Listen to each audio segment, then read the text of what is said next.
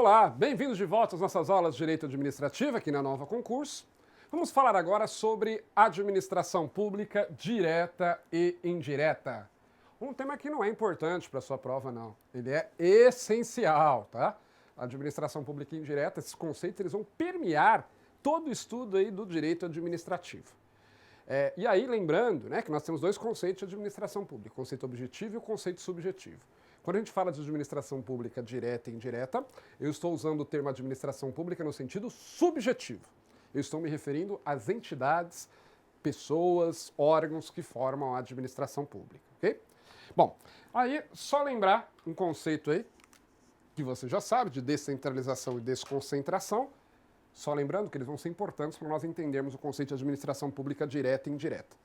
Descentralização é a distribuição de competências de uma para outra pessoa, física ou jurídica. Então, na descentralização, eu tenho a entidade A, que repassa atribuições, repassa competências para a entidade B. Isso é descentralizar. E existe a desconcentração. A desconcentração é somente uma distribuição interna de competências, ou seja, uma distribuição de competências dentro da mesma pessoa jurídica. Então, uma boa forma de você representar a desconcentração é assim: repasse de atribuições dos escalões superiores para os escalões inferiores. Isso, só que dentro da mesma entidade. Isso é desconcentração. Muito bem, lembrando esse conceito, vamos em frente. Entender primeiro o que é a administração direta. Tá lá. A administração direta, ela compreende a União, os estados, o Distrito Federal e os municípios, e também os órgãos que os compõem. Os órgãos que os compõem, gabinetes, ministérios, secretarias, como você quiser chamar, também integram a administração direta, uma vez que não possuem personalidade jurídica e são meras subdivisões dos entes políticos.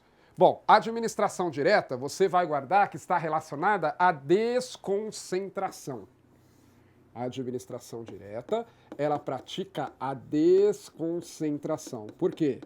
Porque eu só tenho subdivisões internas, são os órgãos. E aí quem que vai possuir personalidade jurídica é só a União, os estados, o Distrito Federal e os seus municípios.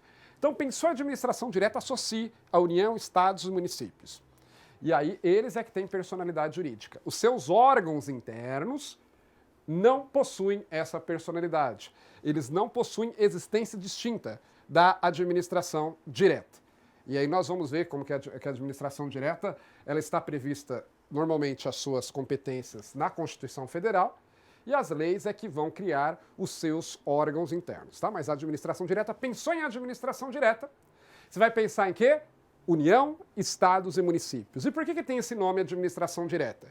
Porque a ideia é o seguinte: na administração direta, você tem a administração pública, o poder público, o Estado no sentido amplo. Eu vou colocar aqui Estado, mas aqui entenda-se não Estado no sentido, né, de Estado de São Paulo, Estado do Rio Grande do Sul, Estado da Bahia. Não, mas poder público. Na administração pública direta, o Estado vai lá e exerce a atividade diretamente, sem criar uma entidade com vida própria para fazer isso. O Estado vai lá ele mesmo e exerce a atividade. No máximo, vai criar um órgão para fazê-lo. Mas aí lembra que eu te falei já que os órgãos não têm personalidade jurídica? Né?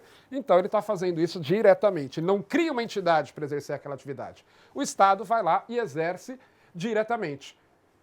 Então, todas as atividades que são exercidas por órgãos da administração direta, a administração direta está fazendo isso ela mesma, está fazendo diretamente através das suas divisões internas. É como numa empresa, né? Se o setor de vendas vende alguma coisa, quem está vendendo é a empresa. Agora, se ela resolver criar uma subsidiária, uma outra empresa do grupo para fazer aquela atividade, é diferente. Mas enquanto o setor dela está fazendo, é ela mesma que está realizando. Então, na administração direta, o Estado, o poder público, vai lá e exerce a atividade. E aí, quem vai compor a administração direta? Não pode esquecer isso. União, estados, Distrito Federal e municípios. É aquilo que nós pensamos, quando nós pensamos em governo, nós pensamos logo, né, na União, estados e municípios. Então, é deles que está falando. Ok, acho que a administração indireta eu entendi. O que é administração indireta? Vamos lá.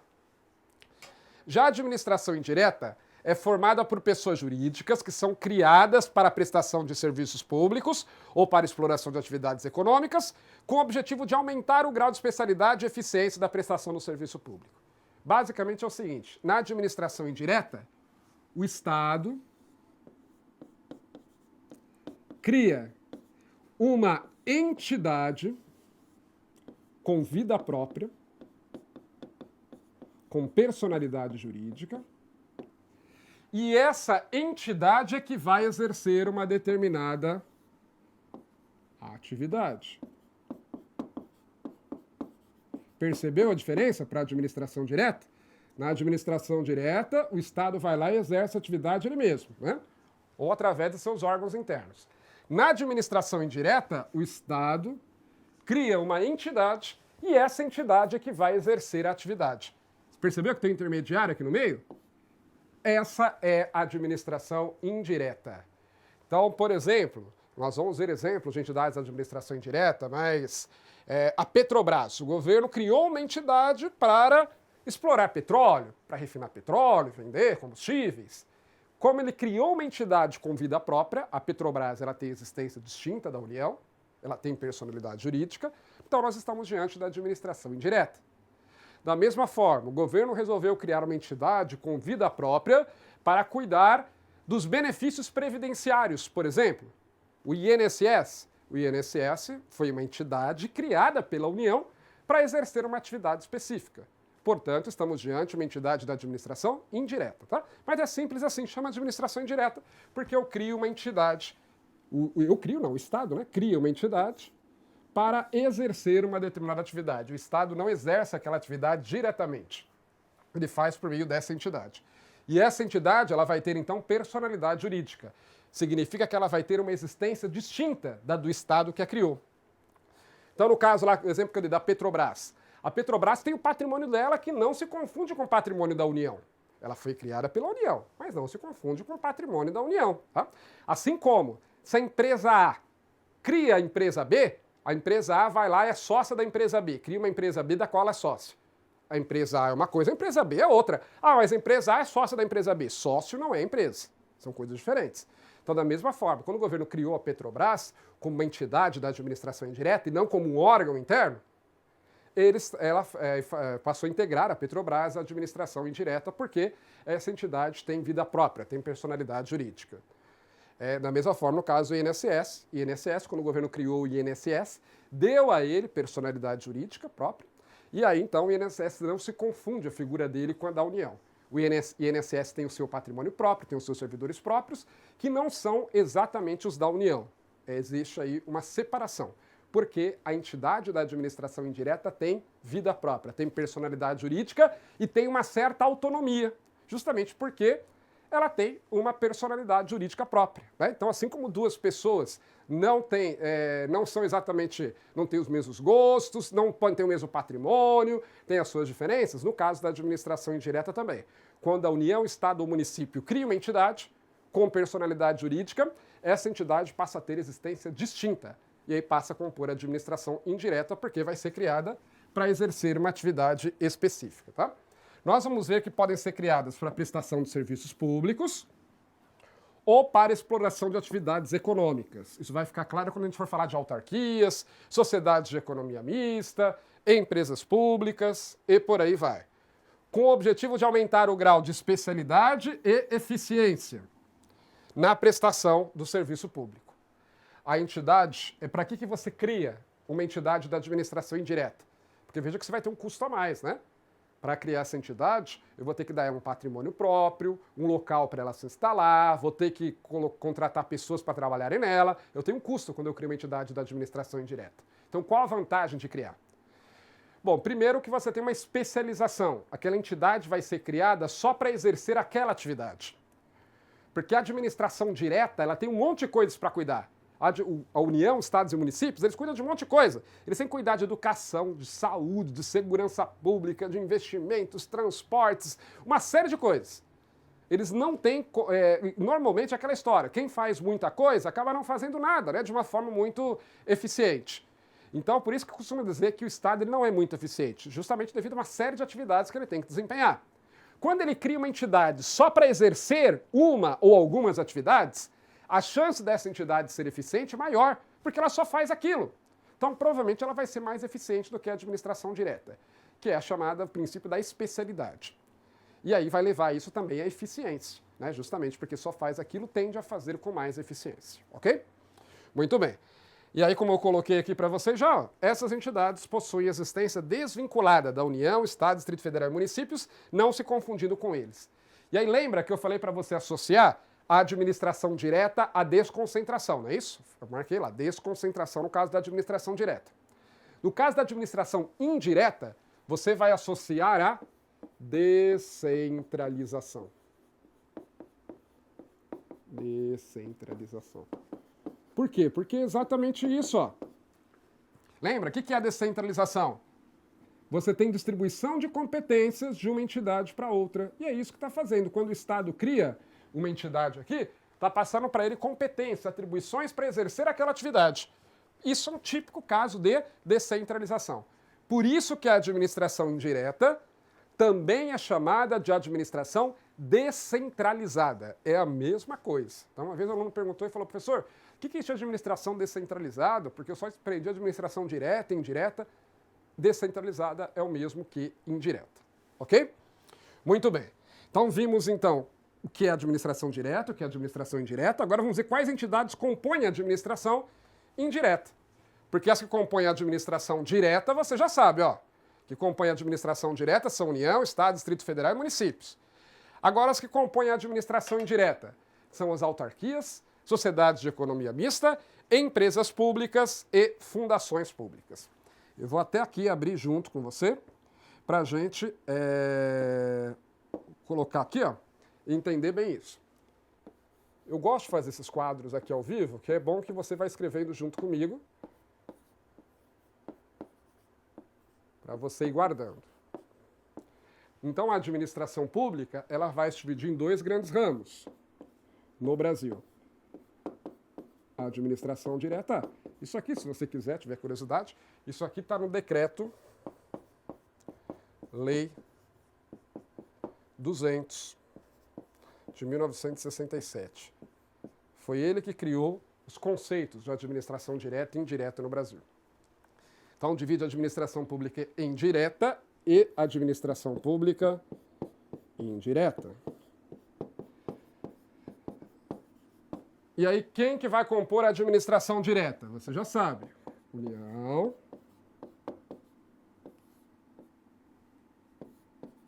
estados, Distrito Federal, vou colocar só DF, né? Mais fácil aqui.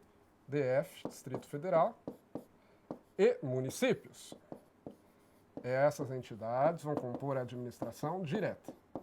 O governo, no sentido amplo do termo. Né? E a administração indireta, nós vamos falar de cada uma delas, mas você já guarde que ela é formada por autarquias,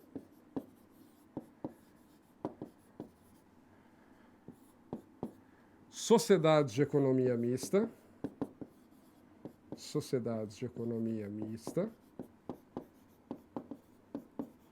empresas públicas e fundações públicas. Hoje, inclusive, se fala até de outras entidades. Hoje se fala, por exemplo, de consórcios públicos, de direito público, fala-se aí de agências reguladoras, que são autarquias de regime especial, mas né, a definição clássica, que normalmente cai em prova, é essa divisão clássica. A administração direta, União, Estado, Distrito Federal e municípios, e a administração indireta, autarquia, sociedade de economia mista, empresas públicas e fundações públicas. Lembrando, né, que aqui dentro da administração direta, eu tenho também os órgãos de cada uma dessas entidades, tá? Tem os órgãos da União, tem os órgãos dos diversos estados e os órgãos dos municípios, do Distrito Federal. Mas como eu tenho uma mera subdivisão interna, Eles fazem parte, estão aí dentro da União, Estado, Distrito Federal e Municípios. Já na administração indireta, eu vou ter essas 4 entidades. Vamos lá, o que mais caracteriza a administração indireta? Esse quadro aqui para você guardar. Essas entidades possuem personalidade jurídica, toda autarquia, toda sociedade de economia mista, toda empresa pública e toda fundação pública vai ter personalidade jurídica, diferente dos órgãos. Por isso que elas não são órgãos, uso o termo entidade. A palavra entidade, quando eu uso o termo entidade, significa que tem personalidade jurídica, tá? Então eu digo que a União, Estado, Distrito Federal e Município são entidades da administração direta, tá certo? Mas os órgãos não são entidades, porque não têm personalidade jurídica. A autarquia, sociedade de economia mista, empresas públicas e fundações públicas são entidades da administração indireta, tá certo também dizer isso, porque elas possuem personalidade jurídica. E aí, por conta até dessa personalidade jurídica, vão ter uma certa autonomia. Por quê? Porque a entidade, a administração direta, cria as entidades da administração indireta para que elas exerçam uma determinada atividade e para que justamente elas sejam eficientes, dá-se a elas uma certa autonomia, para que elas possam buscar a melhor forma de gerir aquilo, de exercer aquela atividade. Porque se não tem autonomia, não tem sentido criar uma entidade. Cria um órgão, que fica ali dentro mesmo, o controle é melhor. Então, as entidades da administração indireta possuem uma certa autonomia, mas elas estão sujeitas a controle? Sim. Por exemplo, para verificar se elas estão cumprindo bem a atividade pelas quais elas foram criadas. Então, a administração direta cria as entidades da administração indireta, mas também as fiscaliza para verificar se elas estão, por exemplo, exercendo a atividade para a qual foram criadas e se estão exercendo de forma eficiente. Porque se não tiver, de repente pode ser o caso de extinguir alguma dessas entidades, né? Então, esse controle é chamado de supervisão ministerial. Esse controle que a administração direta faz sobre a administração indireta. Então, são sujeitos à supervisão ministerial. Supervisão ministerial é o controle, então, que a administração direta faz sobre as entidades da administração indireta para verificar se estão corretamente cumprindo ou não aquelas a atividade para a qual elas foram criadas. E lembrando que a administração indireta está ligada ao conceito de descentralização. Descentralização.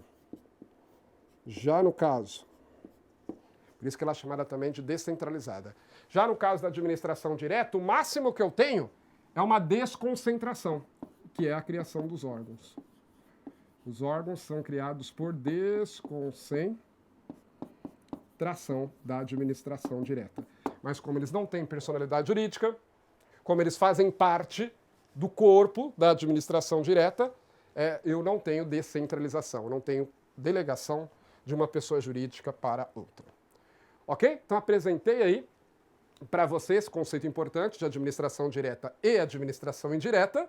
E aí, no próximo bloco, nós vamos desenvolver melhor e ver as características de cada uma das entidades da administração indireta. Bons estudos para você e até a próxima!